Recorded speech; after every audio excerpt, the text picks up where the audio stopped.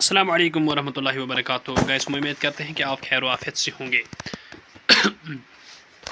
आज हम बात करेंगे कि Islamic university of science and technology, जो इसमें कुछ एडवर्टीज़मेंट आ चुकी थी पहले, जिनके बारे में हमने एक वीडियो लेक्चर ऑलरेडी बनाया था। लेकिन अब उस एडवर्टीज़मेंट में जितने बहुत सारे पोस्ट्स थे, डिफरेंट टाइप्स ऑफ पोस्ट थे, डिफरेंट लेवल्स के थे। आज हम इस वीडियो लेक्चर में जो उन पोस्ट्स के रिलेटेड सिलेबस आया है, एग्जामिनेशन पैटर्न भी बताया गया है, शॉर्ट लिस्टिंग के बारे में भी बताया गया है इस नोटिफिकेशन में। आज हम इस वीडियो लेक्चर में उन सब चीज़ों पे बात करेंगे। पहले मैं आपको बताऊंगा जो ये सिलेबस है, जो एडवर्टीज़मेंट नंबर जो नोटिस 2024 है, number 20 advertisement notice number 1 of 2024 जो 6 फरवरी 2024 को आई थी, और जो दूसरी नोटिफिकेशन है नंबर 2 ऑफ 2024 जो 12 फरवरी 2024 को आई थी। यानी दो, जो 6 फरवरी 2024 और 12 फरवरी 2024 को जो एडवर्टीज़मेंट आई थी, जो उन एडवर्टीज़मेंट नोटिफिकेशंस में से जो डिफरेंट टाइप्स ऑफ पोस्ट्स थे, उनके सब पोस्ट्स के रिगार्डिंग जो सिलेबस है वो इस नोटिफिकेशन में रिलीज़ हुआ है। इस पे हम इस वीडियो लेक्चर में बात करेंगे कि it is hereby notified for the information of all concern who है अप्लाइड फॉर डिफरेंट पोस्ट्स। जो हमने अभी कहा है कि ऊपर जो दोनों जो नोटिफिकेशन नंबर्स हैं, एडवर्टीज़मेंट नंबर 1 और 2 2024 है, इन दोनों के जो पोस्ट्स हैं, इन तमाम पोस्ट के जो सिलेबस हैं उस पर हम बात करेंगे जो इस नोटिफिकेशन में मेंशन है। और इसमें दो चीज़ें ज़रूरी हैं, वो एनेक्शर ए वाला और annexure B of this notes. हम इन दोनों एनेक्शर्स के बारे में बात करेंगे, इसमें क्या है। आगे बढ़ने से पहले जो यहाँ थोड़ा सा इंपॉर्टेंट पॉइंट्स दिए हुए हैं जिनके बारे में जानना ज़रूरी है, क्योंकि इससे हमें पता चलेगा शॉर्ट लिस्टिंग कैसी की जाएगी, कितने लोगों को, कितने एस्पिरेंट्स को शॉर्ट लिस्टिंग करके इंटरव्यू के लिए बुलाया जाएगा। पहला इंपॉर्टेंट पॉइंट यह है कि 20 candidates shall be short listed for 1 post and 5 more candidates for every additional post. कि अगर मैं आपको इसको एक एग्जांपल से समझाऊंगा, फॉर एग्जांपल अगर नंबर ऑफ़ पोस्ट 1 है तो फिर इंटरव्यू के लिए शॉर्ट लिस्टेड 20 कैंडिडेट्स को किया जाएगा and 5 more candidates for every additional post. लेकिन अगर फॉर एग्जांपल 5 पोस्ट्स हैं तो इसकी शॉर्ट लिस्टिंग कैसे की जाएगी ये मैं आपको बताऊँगा। अगर 5 पोस्ट्स हैं, 5 में से जो 1 है, एक पोस्ट के लिए 20 कैंडिडेट्स को शॉर्ट लिस्ट किया जाएगा। फिर 4 रहते हैं, 4 पोस्ट जो हैं उसको 5 एडिशनल जो हैं पर पोस्ट के लिए 5 कैंडिडेट्स को बुलाया जाएगा। दैट मीन्स कि इनका जो रेशो रहेगा वो रहेगा 1:5। इसका जो रेशो रहेगा 1:20। यानी ये 4 ही पोस्ट हैं, तो फिर इसमें 4 5 और 20, यानी इसमें से 20 को, इन 4 में से 20 को इंटरव्यू के लिए शॉर्ट लिस्ट किया जाएगा। पहली पोस्ट में सिर्फ 20, इसका मतलब 20 + 20 जो है वो 40। यानी अगर नंबर ऑफ़ पोस्ट जो 5 है, अगर 5 पोस्ट्स हैं तो फिर इसमें 5 पोस्ट के लिए 20 + 20, यानी पहले एक पोस्ट के लिए 20, और जो 4 रहते हैं उसके लिए भी 1:5 रेशो है, तो फिर उसके लिए भी 20, तो फिर 40 कैंडिडेट्स को इंटरव्यू के लिए शॉर्ट लिस्ट किया जाएगा। मैं उम्मीद करता हूँ कि ये पॉइंट आपको समझ आया होगा। नंबर सेकंड है कि short listing of the candidates for interview for the post of assistant librarian and assistant director physical education shall be made as per criteria parameters of UGC regulation 2018 appendix 2 table 3A। यानी जो ये post है assistant director physical education, इसकी जो criteria है selection की, interview की जो क्राइटेरिया है वो इस जो UGC रेगुलेशन 2018 है अपेंडिक्स 2 टेबल 3A में दिया हुआ है। उसके मुताबिक इस असिस्टेंट डायरेक्टर फिजिकल एजुकेशन की इंटरव्यू शेड्यूल होगा। यानी इंटरव्यू इसी तरीके से होगा जो इस UGC रेगुलेशन में मेंशन किया गया है। इसके साथ साथ जो थर्ड पॉइंट है, final selection for the post of librarian, finance officer, deputy registrar and deputy finance officer shall be made on the basis of performance in the interview only and eligible candidate shall be called to appear in the interview. यानी जो ये posts है जिनको मैंने encircle किया है, जिसमें librarian हैं, फाइनेंस ऑफिसर, डिप्टी रजिस्ट्रार और डिप्टी फाइनेंस ऑफिसर हैं। इनकी जो सिलेक्शन होगी, फाइनल सिलेक्शन होगी, that shall be based on the basis of performance in the interview only, यानी ऑनली सिर्फ इंटरव्यू में जो उनकी परफॉर्मेंस है उस बेस पे उनकी फाइनल सिलेक्शन होगी। And it all eligible candidate shall be called to appear interview, यानी जो भी एलिजिबल कैंडिडेट्स हैं उनको इंटरव्यू में अपीयर होने के लिए बुलाया जाएगा। यानी उनकी जो फाइनल सिलेक्शन लिस्ट बनेगी वो सिर्फ और सिर्फ इंटरव्यू की परफॉर्मेंस की बुनियाद पर होगी। इसके साथ साथ हम फोर्थ पॉइंट डी पार्ट है, following criteria shall be adopted for final selection for the posts where written test is conducted, यानी जिन पोस्ट्स के लिए रिटन टेस्ट होगा, फिर उनका क्राइटेरिया क्या होगा, उनका तरीका क्या होगा सिलेक्शन की, वो यहाँ हम उस पर बात करेंगे। क्योंकि जो क्राइटेरिया अडॉप्ट किया जाएगा फाइनल सिलेक्शन के लिए जिनमें रिटन होगा, उसके लिए ये पैटर्न हम नीचे दिखाएंगे आपको। इसमें रिटन जो है वो रिटन टेस्ट 80 पॉइंट्स का है, इंटरव्यू परफॉर्मेंस 20 का है और टोटल जो है वो 100 है। यानी रिटन में जो होगा वो आउट ऑफ 80 होगा, जो इंटरव्यू होगा वो आउट ऑफ 20 होगा, और जो टोटल बन होगा ये 80 + 20 ये बनेगा 100, यानी कि टोटल जो है वो 100 है, जिसमें से 80% वेटेज रिटन की होगी और 20% वेटेज इंटरव्यू परफॉर्मेंस की होगी। यहाँ एक इम्पॉर्टेंट पॉइंट है, क्योंकि ये बहुत असिस्टेंट जो जूनियर असिस्टेंट है इसके बारे में बहुत सारे कमेंट्स आते थे, हमें बहुत सारे सवाल, बहुत सारी क्वारीज एस्पिरेंट्स करते थे, चाहे वो उसका एग्जामिनेशन का पैटर्न होगा, सिलेक्शन क्राइटेरिया होगा, सिलेबस होगा, उस तमाम के रिगार्डिंग हमें बहुत सारी क्वारीज एस्पिरेंट्स की तरफ से आते थे junior assistant Islami university of science and technology के रिगार्डिंग। इस वक्त हम इसको बताएंगे कि जो असिस्टेंट जूनियर असिस्टेंट जो है, type test shall also be conducted for those candidates who will qualify written test. इसका मतलब है कि जो टाइप टेस्ट होगा, स्किल टेस्ट होगा, कंप्यूटर टेस्ट होगा, वो सिर्फ उन्हीं कैंडिडेट्स को होगा जो रिटन क्वालिफाई करेंगे। इसका मतलब कि जो ये जूनियर असिस्टेंट है इसका पहले रिटन होगा फॉलोड बाय टाइप टेस्ट, यानी कि जो पहले उसका क्या होगा, पहले इसका रिटन टेस्ट होगा और रिटन के बाद होगा टाइप टेस्ट। लेकिन इम्पॉर्टेंट पॉइंट यह है कि जिन लोगों को रिटन टेस्ट क्वालिफाई होगा उनको ही टाइप टेस्ट के लिए कॉल आएगी, यानी उनको ही टाइप टेस्ट के लिए, स्किल टेस्ट के लिए, कंप्यूटर टेस्ट के लिए बुलाया जाएगा जो रिटन टेस्ट को क्वालिफाई करेंगे।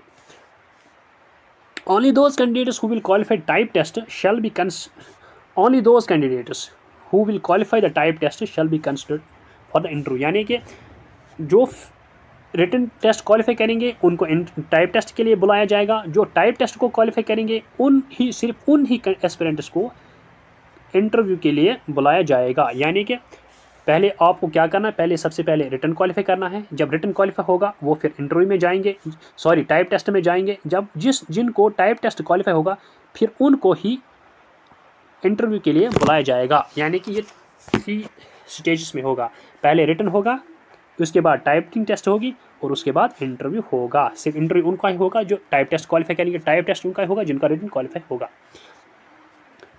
Type test is qualifying in nature, यानी कि टाइपिंग टेस्ट जो है वो क्वालिफाइंग इन नेचर है, and no point shall be award for it, यानी कि इसमें जो मार्क्स होंगे, पॉइंट्स होंगे टाइप टेस्ट में, वो कोई पॉइंट्स नहीं होंगे, उनको सिर्फ और सिर्फ ये क्वालिफाई करना हो, जो भी क्राइटेरिया हो आपको वो उस क्राइटेरिया को फिल करना है, उसको पूरा करना है, टाइपिंग टेस्ट को सिर्फ क्वालिफाई करना है, इसमें कोई ज़्यादा या कम मार्क्स नहीं मिलेंगे, इसमें कोई no marks shall be awarded, no points shall be awarded for it, सिर्फ और सिर्फ क्वालिफाई करना है।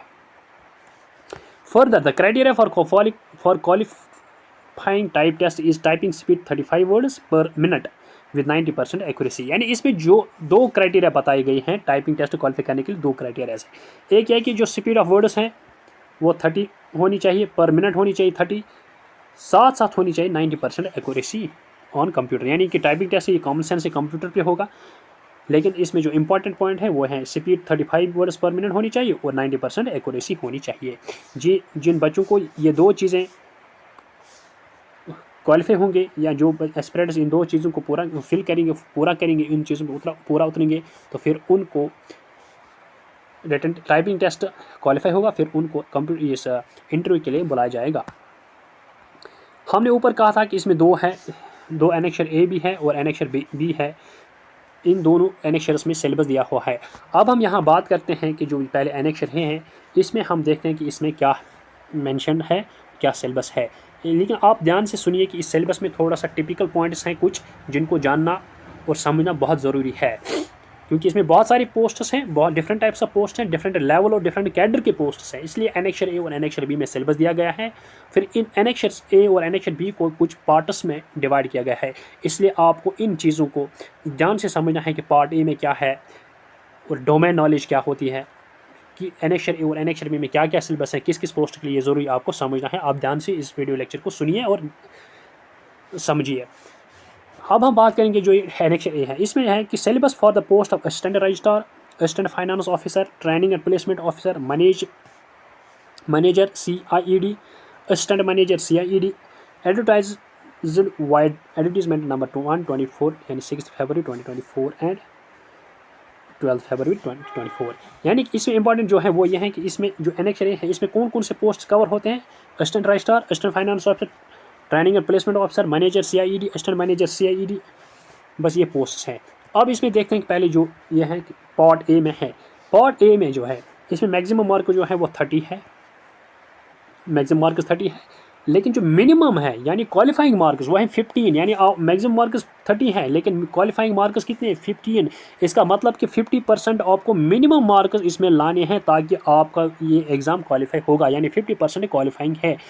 50% क्वालिफाइंग मतलब आप इस एग्ज़ाम को तभी क्वालिफाई करोगे जब आपके मिनिमम मार्क्स इस पार्ट ए में 15 मार्क्स आएंगे। यानी 50% ऑफ टोटल मार्क, यानी 30 का जो 50% है वो 15 मार्क्स है। यानी कि मैक्सिमम 30, मिनिमम जो लाना है आपको 15 नहीं लाना है, 15+ लाना है ताकि आप मेरिट में भी आ सकोगे। इसमें जो है हम डिटेल में सिलेबस को नहीं पढ़ेंगे क्योंकि फिर वीडियो लेक्चर बहुत लंबा होगा, क्योंकि सिलेबस बहुत सारे पोस्टिंग बहुत ज़्यादा है। इसलिए हम आपको हेडलाइन इस जो टॉपिक्स सब टॉपिक्स हैं या ये हेड टॉपिक्स हैं उन पे बात करेंगे। इसमें जो ये है पार्ट ए में, क्योंकि पार्ट ए की बात हम करें, इसमें जो जनरल नॉलेज है, जनरल इंग्लिश है, न्यूमेरिकल एबिलिटी है, जनरल इंटेलिजेंस है, रीजनिंग है, फंडामेंटल्स ऑफ कंप्यूटर साइंस है, ये है पार्ट ए में। यानी इसमें जो ABCDE 5 टॉपिक्स हैं, 30 पर मार्क्स हैं और मिनिमम जो आपको लाने हैं इसमें 15 या 15 से ज़्यादा लाने ताकि आपको एग्ज़ाम क्वालिफाई भी होगा और आप मेरिट में भी आ पाओगे। और इसके बाद जो है वो पार्ट बी बहुत इंपॉर्टेंट है, आप इस पर ध्यान रखें कि ये है क्या है। ये जो पार्ट बी है वो है डोमेन नॉलेज। जो पार्ट ए है वो क्या थी, वो थी जनरल नॉलेज, क्योंकि इसमें जनरल नॉलेज है, उसमें इंग्लिश और बाकी जो भी न्यूमेरिकल एबिलिटी, रीजनिंग वगैरह है वो जनरल में आता है। लेकिन जो पार्ट बी है वो है डोमेन नॉलेज। डोमेन नॉलेज होता है जो स्पेसिफिक पोस्ट के लिए होता है ना, उस फील्ड के रिलेटेड पढ़ना है, उस फील्ड के रिलेटेड जो नॉलेज है वो उस डोमेन के रिलेटेड, इसलिए उसे डोमेन नॉलेज कहा जाता है। जो पार्ट बी में हम इसी डोमेन नॉलेज के रिगार्डिंग बात करेंगे। जो है ये है पहली बात इंपॉर्टेंट ये है कि जो इसमें मैक्सिमम मार्क्स हैं वो है 70, जी के मिनिमम मार्क्स जो है क्वालिफाइंग जो है वो है 35। यानी कि इसका भी 50% है। यानी आपको मिनिमम 35 लाने हैं ताकि आप इस एग्ज़ाम को इस जो मिनिमम क्वालिफाइंग है, और आपको 35 से ज़्यादा लाने हैं ताकि आप मेरिट में भी आ पाओगे। कट ऑफ से भी ज़्यादा आप मार्क्स आपको आएंगे ताकि आप मेरिट में भी आओगे। इसलिए आपको 70 आउट ऑफ 70 में से 35 यानी 50% से ज़्यादा मार्क्स लाने हैं। अब हम बात करते हैं कि इस डोमेन नॉलेज में जो पोस्ट से पहला है असिस्टेंट रजिस्ट्रार।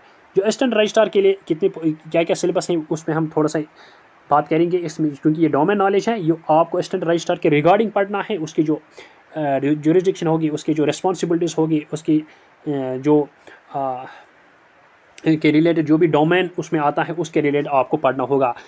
यह है आपको higher education in India, general financial rules पढ़ने हैं, new pension scheme, legal services regulations हैं, यूनिवर्सिटीज़ एक्ट यानी यूनिवर्सिटीज़ एक्ट्स एंड स्टैट्यूट्स आपको पढ़ने हैं, क्योंकि ये असिस्टेंट रजिस्ट्रार यूनिवर्सिटी का बहुत एक रेस्पॉन्सिबल ऑफिसर होता है। इसलिए आपको यूनिवर्सिटीज़ एक्ट और स्टैट्यूट्स भी पढ़ने हैं। UGC एक्ट पढ़ना है, UGC regulation 2018 on minimum qualification for appointment of teachers and other academic staff in universities, colleges, UGC regulation 2020 on minimum standards and procedure for the award of PhD degrees. Higher education regulatory body जो है UGC है, AICTE यानी all India council of technical education है, COA है, INC है, इसकी recording आपको पढ़ना है। नेशनल एजुकेशन पॉलिसी 2020 ये बहुत फेमस है, या आपको पता होगा, ये पढ़ना है। Reservation in concessional different categories के पढ़ना है। नैक पढ़ना है।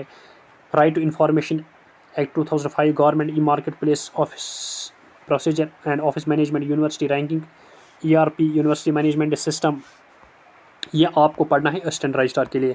अब जो है फाइनेंशियल ऑफिसर, अब हम उसकी डोमेन नॉलेज देखेंगे कि डोमेन नॉलेज जो है इसमें आपको क्या पढ़ना है। GFR 2017 पढ़ना है। गवर्नमेंट ई मार्केट प्लेस है, टेंडरिंग है, UGC रेगुलेशन 2018 और मिनिमम क्वालिफिकेशन ये पढ़ना है। Fixation of pay, J&K civil service regulation, budgeting, internal audit, trading, profit and loss and account and balance sheet, self balancing ledgers and sectional balancing, double entry accounting system, capital and revenue expenditure. जो इसके बाद साथ साथ आपको income and expenditure accounts पढ़ना है। Depreciation पर, reserve provisions, rectification errors, branch department, bank reconciliation, NAP, use of tally and other accounting software, university management system. यानी कि ये आपको इस पोस्ट के लिए पढ़ना है कि जो असिस्टेंट फाइनेंस ऑफिसर है, जो असिस्टेंट फाइनेंस ऑफिसर है, ये उसकी डोमेन नॉलेज थी। अब हम देखते हैं कि जो ट्रेनिंग एंड प्लेसमेंट ऑफिसर हैं, ये भी इसके भी डोमेन नॉलेज है। मैंने आपको पहले ही कहा कि ये इंपॉर्टेंट पॉसिबल नहीं कि हम हर एक टॉपिक पे बात करेंगे जो सिलेबस में है, कि हम इसलिए हेडलाइंस है जो इंपॉर्टेंट टॉपिक उस पर बात करेंगे, क्योंकि अगर हम हर एक टॉपिक पे हर एक लाइन पे बात करेंगे तो फिर वीडियो लेक्चर बहुत लंबा होगा, क्योंकि इसमें बहुत सारी पोस्ट का बहुत सारा सिलेबस है। इसलिए हम आपको शॉर्ट में बताएंगे। जो ये ट्रेनिंग एंड प्लेसमेंट ऑफिसर है, इसमें बहुत सारा सिलेबस जो आपको इन तमाम टॉपिक्स को उसको एक एक करके पढ़ना है। जो भी ये टॉपिक्स हैं आपको इनको कवर करना है, इनको पढ़ना है, क्योंकि ये जो सिलेबस है ये डोमेन नॉलेज है, इसलिए आपको इसको ज़्यादा गहराई से पढ़ना है। और इसमें आपको 70 मार्क्स हैं, और 70 मार्क्स में से आपको मिनिमम 35 लाने हैं, ताकि आप इस पेपर को क्वालिफाई करोगे, और 35 से ज़्यादा लाने ताकि आप फाइनल सिलेक्शन लिस्ट में भी आओगे। इसके साथ जो है manager and assistant manager CIED, उनका सेम सिलेबस है। जो ये टॉपिक है आपको इन चीज़ों को कवर करना है, ये बहुत सिलेबस है इसका भी। आप इन सब को एक एक जो भी line to line, word to topic to topic आपको कवर करना है। अब हम दूसरे जो एनेक्शर है वह एनेक्शर बी, वो था ऊपर एनेक्शर। अब हम बात करेंगे एनेक्शर बी। एनेक्शर बी के भी दो हिस्से हैं, पार्ट ए और पार्ट बी। जिस तरीके से एनेक्शर ए की पार्ट ए और पार्ट बी थे जनरल नॉलेज और डोमेन नॉलेज, इसी तरीके से पार्ट बी की भी हम बात करेंगे। यहाँ भी पार्ट ए और पार्ट बी होगा एनेक्शर बी का। लेकिन जो एनेक्शर बी में जो पोस्ट कवर हैं, यानी जो पोस्ट एनेक्शर बी में आते हैं, हम उनमें हैं लीगल असिस्टेंट है, accounts assistant, junior technical assistant, DSA architecture, planning, geometric, CIED, IT assistant, draughtsman, junior assistant, support assistant, medical assistant, work supervisor, workshop mechanic, advertiser. जो ये पोस्ट्स हैं ये दोनों नोटिफिकेशन, चाहे वो एडवर्टीजमेंट नोटिस 1 है और या जो 6 फरवरी 2024 की, या 2 of 2024 तो 12 फरवरी 2024, यानी दोनों नोटिफिकेशन का एडवर्टीजमेंट नोटिफिकेशन जो है उनका सिलेबस इसमें है, इन तमाम पोस्ट्स का, जिनकी हम यहाँ जिक्र कर रहे थे एनेक्शर बी में। अब एनेक्शर बी का हम पार्ट ए देखेंगे। जिस तरीके से एनेक्शर ए का पार्ट ए हमने देखा, इसी तरीके से एनेक्शर बी का पार्ट ए है। इसमें भी मैक्सिमम मार्क्स 30 है, लेकिन जो क्वालिफाइंग है वो 50%, यानी 15 मार्क्स है, 15 मार्क्स है, और ये आपको क्वालिफाई के लिए करना है। और क्वालिफाई करने के साथ साथ आपको फाइनल सिलेक्शन लिस्ट में भी आना है, इसलिए आपको 15 मार्क्स से ज़्यादा लाना है, लाने हैं, ताकि आप फाइनल सिलेक्शन लिस्ट में आपका नाम हो। इसमें जो टॉपिक्स हैं, जनरल इंग्लिश है, जनरल इंग्लिश के साथ साथ general knowledge with special reference to UT of J&K है। इसके साथ साथ न्यूमेरिकल एंड रीजनिंग एबिलिटी है। इसके साथ साथ basic computer concept of computer है। ये आपको एनेक्शर ए में मिले है। और जो जो आपको एनेक्शर बी का पार्ट ए में है, इसी तरीके से एनेक्शर बी का जो पार्ट बी है, ये डोमेन नॉलेज है। जो पहले था वो हम जनरल नॉलेज की बात कर रहे थे पार्ट ए का। अब जो पार्ट बी है एनेक्शर बी का पार्ट बी, इसमें जो डोमेन नॉलेज है, डोमेन नॉलेज का जो मैक्सिमम मार्क्स है वो है 70 मार्क्स, और जो मिनिमम क्वालिफाइंग मार्क्स है वो है 35 मार्क्स, यानी 50%। 35 मार्क्स जो है 50% 70 का। इसलिए आपको 35% या 35 मार्क्स मिनिमम लाने हैं, ताकि आप इस पेपर को, इस पार्ट को क्वालिफाई करोगे, और साथ साथ आपको उससे ज़्यादा मार्क्स लाने हैं, ताकि आपका नाम फाइनल सिलेक्शन लिस्ट में मुमकिन हो सके। इसमें जो पोस्ट हमने ऊपर हमने बताया था कि इस जो एनेक्शर बी है, एनेक्शर बी में इसमें बहुत सारे यहाँ पोस्ट्स हैं। इन तमाम पोस्ट्स का सिलेबस यहाँ दिया हुआ है। अब हम जो पार्ट ए है, पार्ट ए इन तमाम पोस्ट्स के लिए कॉमन है, यानी जो पार्ट ए है ये तमाम इन पोस्ट्स के लिए एक सेम है। इसमें कोई स्पेसिफिक पोस्ट के लिए ये पार्ट ए नहीं है, बल्कि पार्ट ए इन तमाम पोस्ट्स के लिए हैं। लेकिन जो पार्ट बी है, पार्ट बी अगर चूँकि पार्ट बी जो है, चूँकि डोमेन नॉलेज है, इसलिए डोमेन नॉलेज मैंने अभी कहा कि ये है जो भी पोस्ट हैं उनकी जो रेस्पॉन्सिबिलिटीज़ हैं, ड्यूटीज़ हैं, अकाउंटेबिलिटी है, या उनकी जो ज्यूरिसडिक्शन है, या उनकी जो एक्सपर्टीज़ जिस फील्ड में है, डोमेन नॉलेज उन तमाम फील्ड्स के रिगार्डिंग होती है। अलग अलग पोस्ट के लिए अलग अलग नॉलेज होनी चाहिए। फॉर एग्जांपल मैं आपको बताऊंगा कि अगर कोई वकील होता है तो उसके लिए जो डोमेन नॉलेज है वो लॉ होती है। अगर कोई डॉक्टर होता है तो उसके लिए जो डोमेन नॉलेज होती है वो मेडिकल साइंस होता है। हम एक लॉयर को हम मेडिकल साइंस नहीं पढ़ाएंगे और एक डॉक्टर को हम कानून नहीं पढ़ाएंगे, क्योंकि उनका डोमेन नॉलेज जो होता है वो अलग अलग होता है। जो हेल्थ रिगार्डिंग जो मेडिकल स्टूडेंट है उसके लिए हमें मेडिकल साइंस पढ़ाना है, क्योंकि उसकी डोमेन नॉलेज वो होती है। इसलिए इसी तरीके से लॉयर की जो डोमेन नॉलेज वो लॉ है।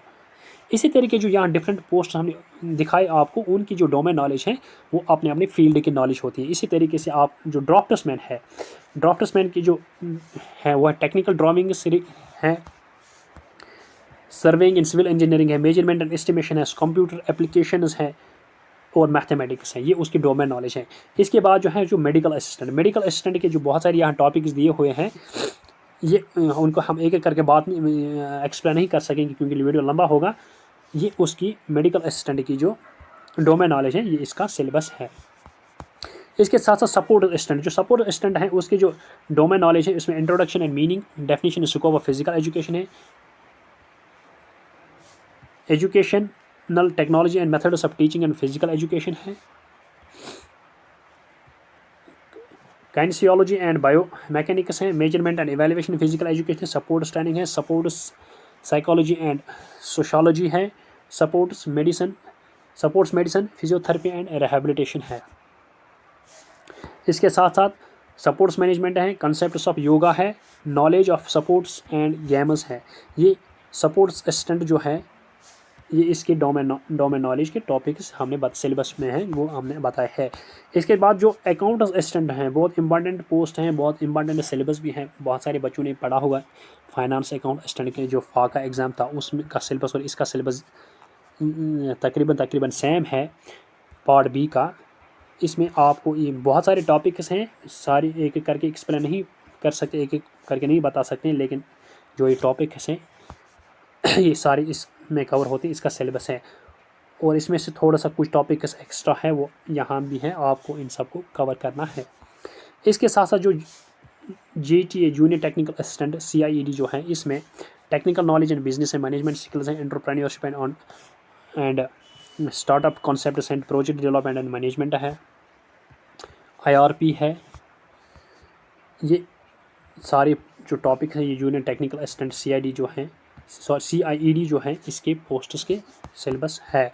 इसके साथ साथ जूनियर टेक्निकल असिस्टेंट JTA जो जियोमेटिक्स हैं, वो ऊपर जो हमने पढ़ा वो CIED हैं, ये जियोमेटिक्स सेक्शन है।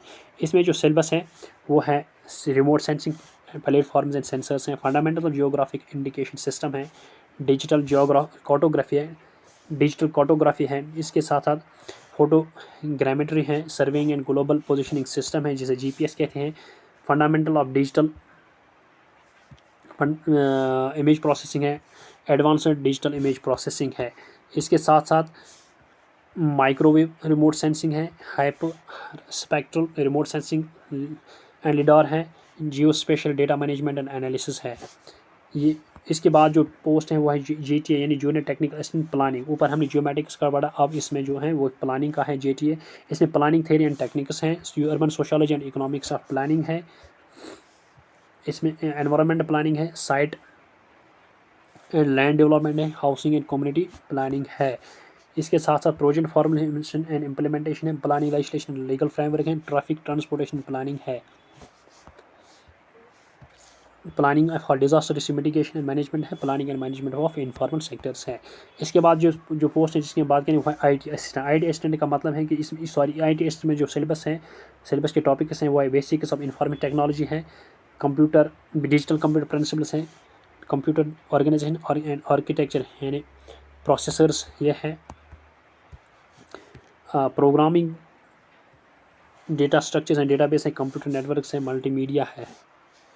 इसके बाद जो GTA आर्किटेक्चर है, इसके जो टॉपिक्स हैं वो हैं principal elements of design, drawings, buildings, arches, history of architecture. इसके साथ साथ बिल्डिंग साइंस है, थियरी ऑफ स्ट्रक्चर है, एकॉस्टिक्स एंड टाउन प्लानिंग है, मैनेजमेंट, प्रोजेक्ट मैनेजमेंट है, आर्किटेक्चर, CAD एंड सॉफ्टवेयर है। इसके बाद जो है वो जूनियर टेक्निकल असिस्टेंट DS है, इसमें इलेक्ट्रिक सर्किट्स हैं, इलेक्ट्रिक मशीन्स, पावर सिस्टम है, कंट्रोल सिस्टम है, मैनेजमेंट एंड इंस्ट्रूमेंटेशन है, डिजिटल सर्किट्स हैं, एनालॉग सर्किट्स हैं, CAD एंड रैपिड प्रोटोटाइपिंग है, IPR है। ये इसके सिलेबस है। अब इसके बाद जो है वर्क सुपरवाइज़र। अब इस सुपरवाइज़र की बात करेंगे। इसमें बिल्डिंग कंस्ट्रक्शन है, बिल्डिंग कंस्ट्रक्शन के साथ साथ civil engineering and drawing and interpretation है, surveying and in civil engineering है, कंस्ट्रक्शन टेक्निक्स एंड प्रैक्टिस है, मेजरमेंट एंड एस्टिमेशन है, एक्सपीरियंस एंड प्रैक्टिकल नॉलेज है। इसके बाद जो वर्क शॉप मैकेनिक है, इसमें फाउंड्री शॉप है, मशीन शॉप है, असेंबली शॉप है, वेल्डिंग शॉप है, semi forging and sheet metal work है, मेट्रोलॉजी है, एडवांस मैन्युफैक्चरिंग है, प्रोसेसिंग इंजीनियरिंग है। प्रोसेसिंग इंजीनियरिंग के साथ साथ इसमें इंजीनियरिंग मटेरियल्स भी हैं और जनरल स्किल्स भी हैं। इसके बाद है लीगल असिस्टेंट। लीगल असिस्टेंट का जो सिलेबस है वो कॉन्स्टिट्यूशनल लॉ है। कॉन्स्टिट्यूशनल लॉ में बहुत सारे टॉपिक्स कवर हैं। इसके साथ साथ इसके बाद लॉ ऑफ कॉन्ट्रैक्ट है। लॉ ऑफ कॉन्ट्रैक्ट के टॉपिक में है, इसमें भी बहुत सारे टॉपिक इसे सब टॉपिक्स हैं सिलेबस के। और इसके बाद है law of torts. Law of torts में भी ये इनसर्कल करके हम दिखाते हैं कि टॉपिक्स हैं। इसके बाद एडमिनिस्ट्रेटिव लॉ है। इसके बाद जो पोस्ट है वो है जूनियर असिस्टेंट। जूनियर असिस्टेंट में भी जो सिलेबस है इसमें हम आपको बताते हैं कि इसमें जो ये डोमेन नॉलेज का है वो जूनियर असिस्टेंट में जो है वो NEP 2020 और higher education scenario, higher education regulatory bodies हैं एंड देयर फंक्शंस हैं, जिनमें UGC है, AICTE है, AINS है, COA है। इसके साथ JNK सिविल रेगुलेशन है, right to information, drafting, noting है, basic concept university management system है, ऑफिस प्रोसीजर है, money file management system, maintenance of records हैं, basic use of information technology office है। वाइज जितने भी ये पोस्ट इन 2 एडवर्टीजमेंट में थे, इन तमाम पोस्ट्स के जो सिलेबस हैं जो इस वीडियो लेक्चर में हमने आपको बताया है। हम उम्मीद करते हैं कि आपको हमारा वीडियो लेक्चर पसंद आया होगा और हम उम्मीद करते हैं कि आप हमारे इस वीडियो लेक्चर को ज़्यादा से ज़्यादा लाइक, शेयर और हमारे चैनल को सब्सक्राइब करोगे। और इसके साथ साथ हमारे इस वीडियो लेक्चर के डिस्क्रिप्शन बॉक्स में हमारे टेलीग्राम चैनल की जो लिंक है, आप उस पर क्लिक करके हमारे टेलीग्राम चैनल को ज्वाइन करके, ताकि हम आप तक हर किस्म की updates regarding jobs, advertisements, exam, selection lists जो भी है आप तक आसानी से पहुँचा सकते हैं। और आप हमारे इस यूट्यूब चैनल को भी सब्सक्राइब कीजिए ताकि आप तक हर किस्म की वीडियो लेक्चर हम आसानी से आप तक पहुंचाएंगे। इसके साथ साथ जो भी आपको किसी भी एग्ज़ाम के रिलेटेड, पोस्ट्स के रिलेटेड, एडवर्टाइजमेंट के रिलेटेड, एग्ज़ाम के रिलेटेड सिलेक्शन लिस्ट या वेटिंग लिस्ट जो भी हो, उसके रिलेटेड कोई क्वेरी हो, सवाल हो, आप हमारी इस वीडियो लेक्चर के कमेंट बॉक्स में भी पूछ सकते हैं। और हमारे डिस्क्रिप्शन बॉक्स में दी हुई टेलीग्राम चैनल की जो लिंक है उस पर क्लिक करके हमारे टेलीग्राम चैनल को ज्वाइन करके हमें टेलीग्राम चैनल में से भी पूछ सकते हैं। और हम उम्मीद करते हैं कि आप इस वीडियो लेक्चर को ज़्यादा से ज़्यादा लाइक, शेयर और हमारे इस टेलीग्राम चैनल, इस यूट्यूब चैनल को सब्सक्राइब करोगे। Thank you very much.